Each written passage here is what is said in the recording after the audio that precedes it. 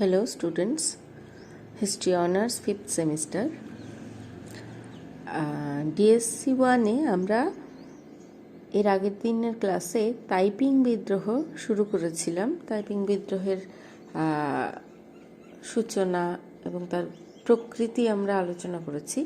আজকে আমরা এর ফেইলিয়ার বা ব্যর্থতা সম্পর্কে আলোচনা করব।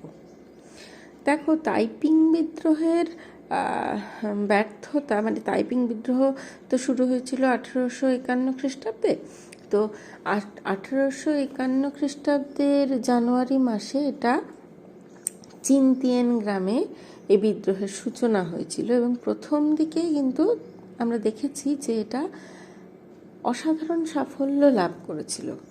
দলে দলে কৃষকরা বিদ্রোহীদের আহ্বানে সাড়া দিয়েছিল, যোগ দিয়েছিল, মহান শান্তিরাজ্য স্বর্গরাজ্য স্থাপনের স্বপ্ন তারা দেখেছিল এবং সেই স্বর্গরাজ্য গঠনের প্রচেষ্টায় তারা এগিয়েও এসেছিল।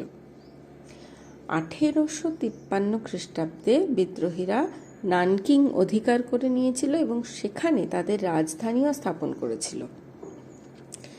তাইপিংদের যে সমতার আদর্শ, সরকারের বিরোধিতা, দরিদ্র নিপীড়িত মানুষদের প্রতি যে তাদের যে সহানুভূতি ছিল, সাধারণ মানুষকেও কিন্তু এই জিনিসগুলোই বিদ্রোহের প্রতি আকৃষ্ট করেছিল। সাধারণ মানুষ এই বিদ্রোহের প্রতি আকর্ষণ বোধ করেছিল।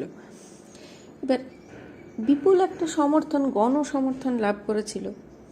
কিন্তু দেখা যাচ্ছে কি, তাইপিং নেতারা কিন্তু এই সমর্থনকে প্রকৃত অর্থে কাজে লাগাতে পারেননি। তারা যখন নানকিং অধিকার করে, নানকিং অধিকারের পর তাদের উচিত ছিল কি যে পিকিং অধিকার করে মাঞ্চু শাসনের পতন ঘটানো, যেটা দীর্ঘদিন ধরে চলে আসছিল।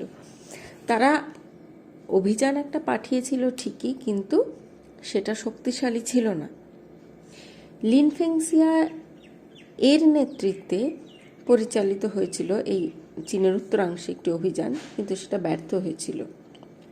এরপর নানকিংকে সুরক্ষিত করার জন্য কোনো রকম সামরিক ব্যবস্থাই কিন্তু তাইপিং নেতৃত্বরা গ্রহণ করেননি।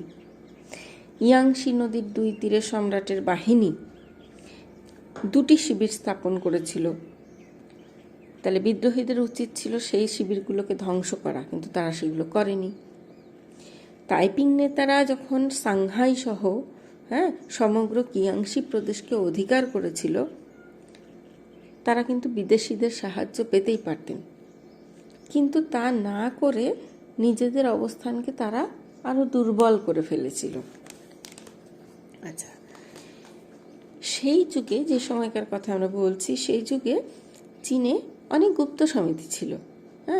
এইরকম একটি গুপ্ত সমিতি হলো triad, Heaven and Earth Society. এদের একটি শাখা হলো ছোট তরোয়ারি সমিতি, স্মল শোর্ট সোসাইটি, ছোট তরোয়ারি। এরা সাংহাই অধিকার করেছিল। এরাই তাইপিংদের সহযোগিতা চেয়েছিল। হুং এবং তার যে সহযোগীরা ছিলেন, এদের কিন্তু কোনো রকম সাহায্য দেননি। কারণ কি? এরা খ্রিস্টান ছিল না। এই যে একটা ধর্মের একটা ব্যাপার চলে এলো, তাই কিন্তু মাঞ্চু বিরোধী জাতীয়তাবাদ আন্দোলনকে ক্রমশ দুর্বল করে দিল। সাধারণ কৃষক, বুদ্ধিজীবীরা এই যে প্রথাগত ধর্মবিরোধিতা, এটা কিন্তু তারা পছন্দ করেনি। ফলে তারা আস্তে আস্তে এই ব্যাপারটার থেকে নিজেদেরকে সরিয়ে আনছিল। প্রথমে যেরকম স্বতঃস্ফূর্ততা দেখা দিয়েছিল, সবার একটা আগ্রহ, সবার একটা সমর্থন এবং অংশগ্রহণ, সেটা কিন্তু দেখা গেল পরবর্তীকালে একটু ভাটা পড়ে গেছে তাতে। আচ্ছা, এরপর হুংয়ের 4 জন রাজা ও একজন সহকারী ছিলেন। এদের মধ্যে 2 জনই যুদ্ধে মারা যান। নেতৃত্বের মধ্যে যে ভাতৃঘাতী দ্বন্দ্ব, ইয়াং ও ওয়েই, এরা 2 জন কিন্তু এই ভাতৃঘাতী দ্বন্দ্বেই মারা যান। ইয়াং ছিলেন প্রাচ্যের রাজা। তিনি শক্তিশালী ছিলেন, প্রচণ্ড ক্ষমতাশালীও হয়ে উঠেছিলেন। তার বিরোধী ছিলেন উত্তরের রাজা ওয়েই। তিনি ইয়াংয়ের অনুগামীদের মধ্যে 7,000 ব্যক্তিকে হত্যা করেন এবং ইয়াংয়ের পরিবারের অনেককে নিহত করেন এবং শেষে ইয়াং নিজেই নিহত হন। তো এই যে গোষ্ঠীদ্বন্দ্বে ইয়াং নিজেও নিহত হন, তাতে মানে সন্দেহ নেই যে তাইপিং নেতৃত্ব কিন্তু দুর্বল হয়েছিল গোষ্ঠীদ্বন্দ্বের ক্ষেত্রে। শাসন ও সামরিক কাজকর্ম পরিচালনার মতো যোগ্য নেতৃত্বের এরপর থেকে একটা অভাব দেখা দেয়। হুং মনে করেন যে ঈশ্বরই তার স্বর্গরাজ্য রক্ষা করবেন, কিন্তু সেটা হয় না। তিনি নিজেও স্নায়ু রোগে ভুগছিলেন, স্নায়ু রোগের শিকার হয়েছিলেন। এবার হুং চাইলেও মাঞ্চু শাসনের অবসান কিন্তু ঘটাতে পারেননি এবং নতুন কোনো বিকল্প শাসন ব্যবস্থাও তিনি গড়ে তুলতে পারেননি। এর কারণ তার কোনো সামরিক পরিকল্পনা ছিল না। এবার তাইপিং নেতৃত্ববৃন্দের মধ্যে স্ববিরোধিতা ছিল, দ্বিচারিতা ছিল। এর আগের ক্লাসেও আমরা দেখেছি দ্বিচারিতার কিছু নমুনা। কনফুসীয় মতবাদের বিরোধিতা করেছিলেন হুং, অথচ কনফুসিয়াস ও মেনসিয়াসের গ্রন্থ তিনি পাঠ করতেন, তাদের মতো করে উপদেশ দিতেন। তারা সমতার আদর্শ প্রচার করেন, অথচ নেতারা প্রচুর ভূ সম্পত্তি ও মালিকের অধিকারী হয়ে বসে আছেন, সেখানে কিন্তু কোনো সমতা নেই। বিদ্রোহ শুরু হওয়ার অল্প কিছুকাল পরে আবেগ ও উদ্দীপনা ধীরে ধীরে বললাম যেটা স্তিমিত হয়ে আসে। দুর্নীতি, ব্যভিচার সমস্ত আন্দোলনকে গ্রাস করে। এই নেতৃত্ব যে বৃন্দ, নেতা যারা ছিলেন, প্রচুর সম্পদের অধিকারী হন। এর আগের ক্লাসেও আমরা সেটা পড়েছি।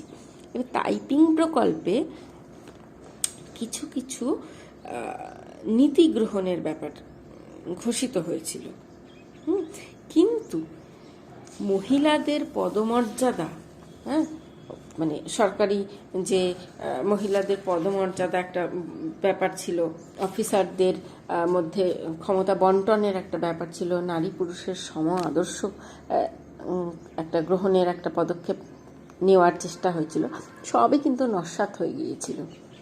তাইপিং নেতারা ঐতিহ্য নির্ভর এই ক্ষয়িষ্ণু কনফুসিয়াসীয় সমাজ এবং রাষ্ট্র ব্যবস্থার বিরুদ্ধে একটা আর্থসামাজিক বিপ্লব ঘটানোর স্বপ্ন দেখেছিলেন ঠিকই, কিন্তু সেখান থেকে মানে ঐতিহ্য থেকে বেরিয়ে এসে তারা সেটাকে বাস্তবায়িত করতে পারেননি।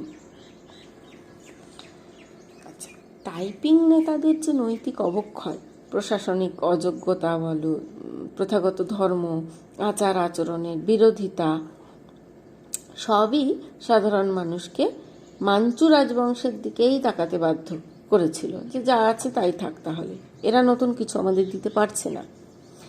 সম্রাটের সৈন্যবাহিনী দক্ষ নেতাদের নেতৃত্বে তাইপিং ঘাঁটি আক্রমণ করলে কৃষকেরা তাইপিংদের সাহায্য করতে কিন্তু এগিয়ে আসেনি।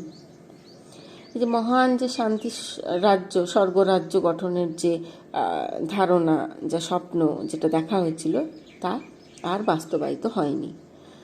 সাধারণ মানুষ, দরিদ্র কৃষক, কারিগর বলো, খনি মজুর, শ্রমিক, অন্যান্যরা, এরা তো সবাই স্বপ্ন দেখেছিল একটা নতুন রাজ্য, নতুন স্বর্গরাজ্য, শান্তির রাজ্য।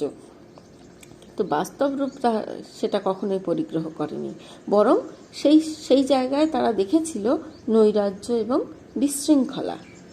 এবার জেন্ট্রি শ্রেণী হচ্ছে, আমরা যখন সোশ্যাল স্ট্যাটাস পড়েছিলাম চীনের, তখন স্ট্রাকচারে দেখেছিলাম যে জেন্ট্রি একটা শ্রেণী, যারা ছিলেন পণ্ডিত ভদ্রলোক, সমাজের উচ্চ শ্রেণীর মধ্যে একজন।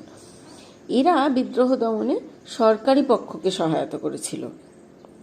বিদ্রোহের শুরুতে বিদেশি যে পশ্চিমী শক্তিগুলি ছিল, তারা মনে করেছিলেন যে চীনে বৈপ্লবিক পরিবর্তন এবার আসবে।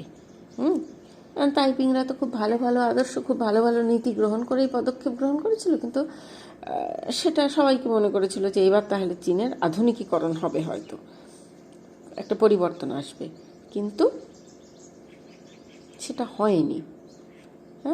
বিদেশি শক্তিগুলিও কিন্তু বিদ্রোহীদের প্রতি একটা সহানুভূতি সম্পন্ন মনোভাব রেখেছিল, কিন্তু তাইপিং নেতারা পশ্চিমী দেশগুলিকে অধীনস্থ দেশ হিসেবে গণ্য করতে শুরু করলে তাদের দৃষ্টিভঙ্গি পাল্টে যায় এবং বাণিজ্যও ব্যাহত হয়।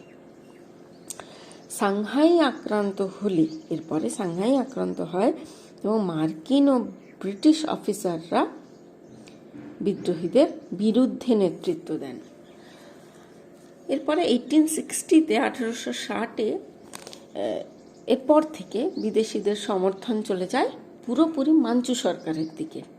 বিদেশি অর্থ, অস্ত্রশস্ত্র, আধুনিক প্রযুক্তি এইসব নিয়ে বিদ্রোহীরা সরকারের বিরুদ্ধে লড়াই করতে পারত, কিন্তু সেটা আদপেই হলো না।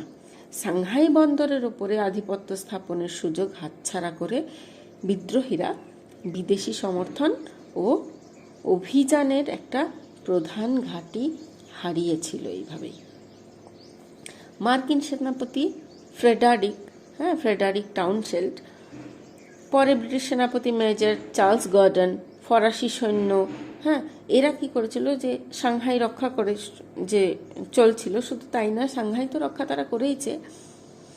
এরপরে 1864 খ্রিস্টাব্দে নানকিংয়ের পতনে বিশিষ্ট ভূমিকাও নিয়েছিল তারা। হুং এরপর আত্মহত্যা করেন। তার যে লয়াল কিং লি সিউচেং বন্দী হন, পরে তাকে মৃত্যুদণ্ড দেওয়া হয় এবং শেষ পর্বে তিনি ছিলেন তাইপিং নেতাদের মধ্যে একমাত্র যোগ্য ব্যক্তিত্ব, যিনি যদি থাকতেন তাহলে হয়তো এই বিদ্রোহকে আরও কিছুদিন, আরও কিছুটা পথ এগিয়ে নিয়ে যেতে পারতেন। কিন্তু তার মৃত্যুদণ্ডের পরে একটা অধ্যায়ের সমাপ্তি ঘটে এবং চীনের ইতিহাসে একটা বলা যায় রক্তাক্ত বেদনাদায়ক অধ্যায়েরই পরিসমাপ্তি ঘটে। এইভাবে তাইপিং বিদ্রোহ যেই স্ফুলিঙ্গ নিয়ে শুরু হয়েছিল, এইভাবে তা ব্যর্থতায় পর্যবসিত হয়। ঠিক আছে, তাহলে তাইপিং থেকে আমরা বড় প্রশ্ন যদি আলোচনা করি, এই আজকে যেটা করলাম সেটা হচ্ছে তাইপিং বিদ্রোহের ব্যর্থতা বা এর ফেলিয়ার। এর আগের ক্লাসে আমরা এর প্রকৃতি আলোচনা করেছিলাম, এর নেচার, তাইপিং বিদ্রোহের প্রকৃতি এবং তাইপিং বিদ্রোহের এর যে অরিজিন বা এর পটভূমি। তাহলে আমরা অরিজিন পেলাম বা পটভূমি পেলাম, এর প্রকৃতি বা নেচার পেলাম, এবং লাস্ট এর ব্যর্থতা বা ফেইলিয়ার। তো তাইপিং বিদ্রোহ থেকে আর নতুন